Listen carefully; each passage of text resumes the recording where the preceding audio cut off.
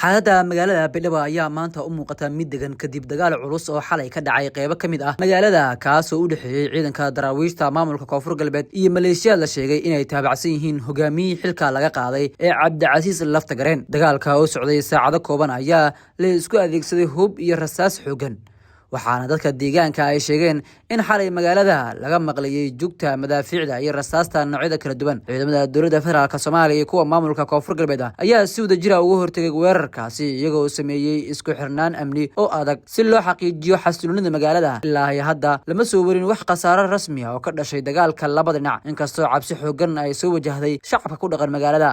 Dhinaca kale, magaalada ayaa saaka dib ugu soo laabatay xaalad caadi ah iyadoo goobaha ganacsiga qaarkood dib loo furay, isla markaana socodka dadka iyo gaadiidka oo si tartiib ah ugu bilaabmay. Ciidamada ammaanka ayaa weli ku sugan wadooyinka muhiimka ah iyo xarumaha dowladda, waxaana la adkeeyay baaritaanada lagu sugayo amniga guud ee magaalada. Dhacdadan ayaa ku soo aadaysa xilli Sabtidii deegaanada maamulka Koonfur Galbeed ay ka qabsoomeen doorashooyinka golayaasha deegaanka iyo golaha wakiilada, kuwaasoo shacabka ay si toos ah u codeynayeen xubnaha matalaya ama ku matalaya deegaanada Koonfur Galbeed. Doorashadaasi ayaa noqotay kuwo si nabdoon uga dhacda halkaasi, iyadoo kumanaan qof oo shacab ah ay safar dheer u galeen goobaha codbixinta, taasoo loo arkay tallaabo muhiim ah oo dhinaca dimuqraadiyadda iyo dowlad dhiska ah.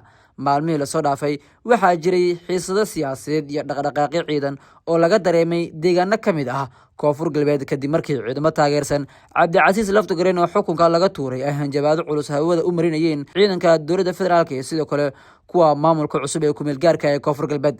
Wararka ayaa sheegaya in maleeshiyaadkaasi ay isku dayayeen inay carqaladeeyaan hanaanka doorashooyinka iyo xasiloonida maamulka. Waxgaradka iyo siyaasiyiinta iyo qeybaha kala duwan bulshada rayidka ee ku sugan Beledweyne ayaa ugu baaqay dhammaan dhinacyada inay ka fogaadaan colaadaha iyo dhiigga daadanaya, isla markaana khilaafaadka jira lagu xaliyo wada hadal iyo hanaan siyaasadeed. Sidoo kale waxaa jira walaac laga muujinayo in dagaalo hor leh ay dib uga qarxaan deegaanada qaar haddii aan xal degdeg ah laga gaarin khilaafka siyaasadeed ee ka dhexaysan maamulka Koonfur Galbeed sidoo kale maamulkii halkaasi ka tiri jiray ee sida xoogga ah looga saaray. Dowladda federaalka Soomaaliya ayaa la filayaa in ciidamo dheeraad ah iyo sidoo kale saraakiil amni ay u dirto deegaanada xaaladaha kacsan laga dareemayo si looga hortago weerar kale iyo falal amni darro oo ay saameyn ku yeesha shacabka rayidka ah. Shacabka reer Koonfur Galbeed ayaa dhankooda muujinaya rabitaan xooggan oo ku aadan in la helo nabad, xasilooni iyo maamul si dimuqraadi ah ku yimaada.